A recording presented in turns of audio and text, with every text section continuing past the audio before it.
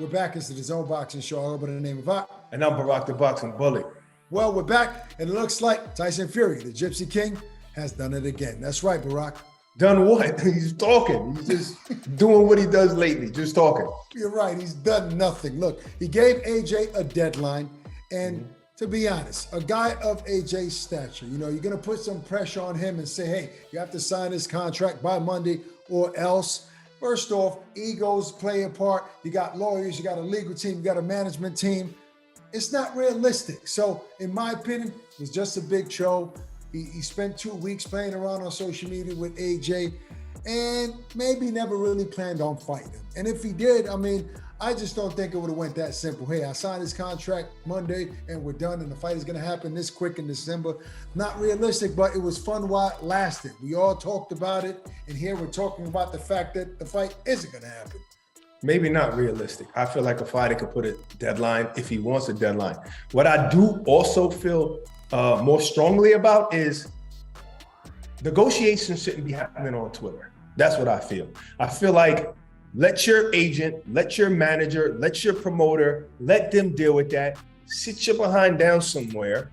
And then when it gets worked out, then go on Twitter and say, hey, this is what's happening. This is how I'm fighting.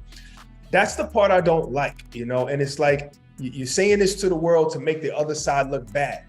Yeah, that part I don't like. I don't really. But if he wants to put a deadline, fine. Now, his lawyer could say, hey, this is what we want. We want it by this deadline because he wants a certain amount of time to get ready for the fight, to have this fight so he can fight Usyk later on next year. I just think realistically, if you really want to fight somebody, or if you really want a fight to be made, you would obviously give their legal team and their management team the ample time to really comb through the contract and either counter offer or actually sign the contract. So that's the part that's just not realistic. And I agree with you. And as far as him putting stuff out on Twitter, Barack, in his defense, this is just who he is. This is who he's been his entire career. Whether even before Instagram and Twitter, he was, at press conferences making a big fool stuff.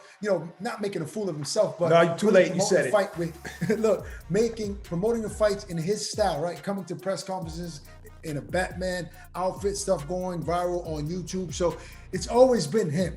And he brings energy to the sport. Look, sometimes when he puts out a tweet, it goes viral. Everybody reposts it. Everybody in the boxing world takes heed to what he's saying. So he's using his power. He's using his followers, his millions of followers, and his platform to stir it up.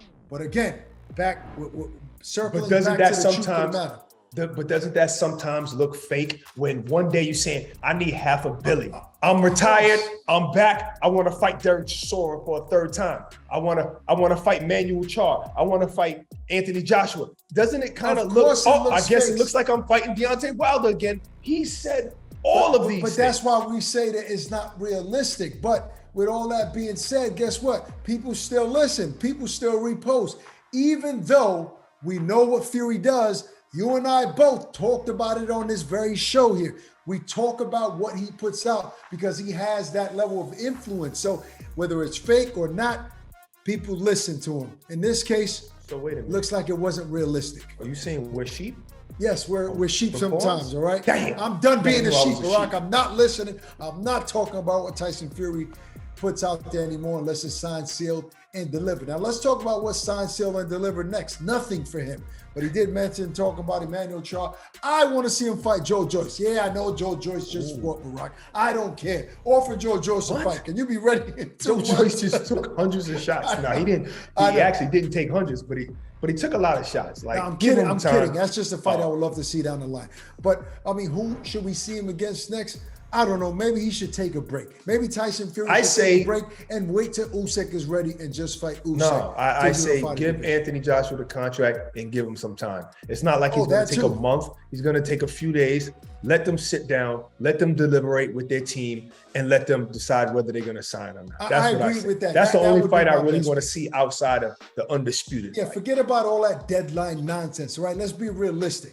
Let's sit down at the table and get the fight done and have a big announcement, have the biggest heavyweight fight in British history, so we could all go to London sometime in December. So I like Tyson Fury only fighting Anthony Joshua or Usyk, nobody else. All right. So if Joshua was just willing to fight Tyson Fury, which was totally out the blue, which I got to commend him on that. You lose 2 fights and you're still going to go back and try and fight the best fighter in that division.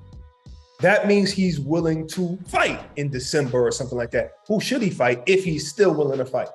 Well, look, I mean, you know the fight I want to see, right? But you know that's not realistic because Deontay Wilder is fighting on October 15th, so that'll be too soon. You know, I mean, you got guys like Luis Ortiz that I've always wanted to see Anthony Joshua fight. We know he's coming off a loss, but a lot of people felt like maybe he could have edged that fight out against Andy Ruiz. I don't want to see AJ fight Andy Ruiz again, even though people say, no trilogy? Hey, with a tiebreaker trilogy.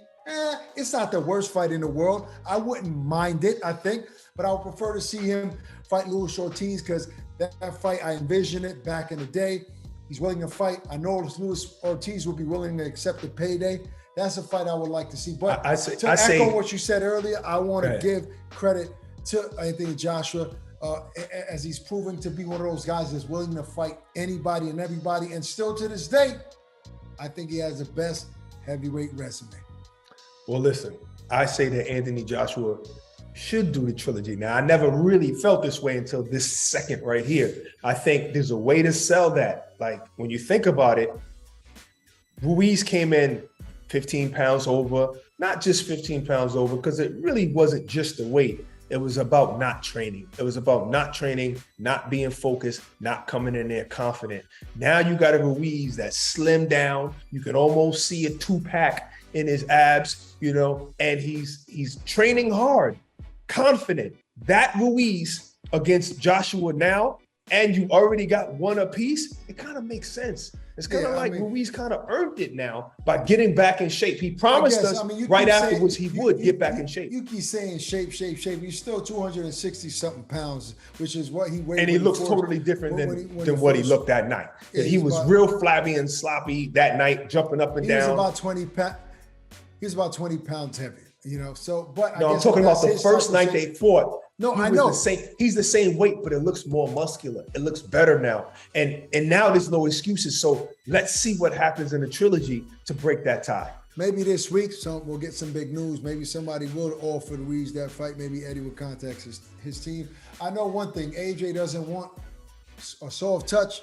He doesn't want to fight a nobody named fighter that nobody knows. He wants top level guys. And I think if he does fight in December, he's going to be fighting somebody that we all know, and he will be a credible heavyweight.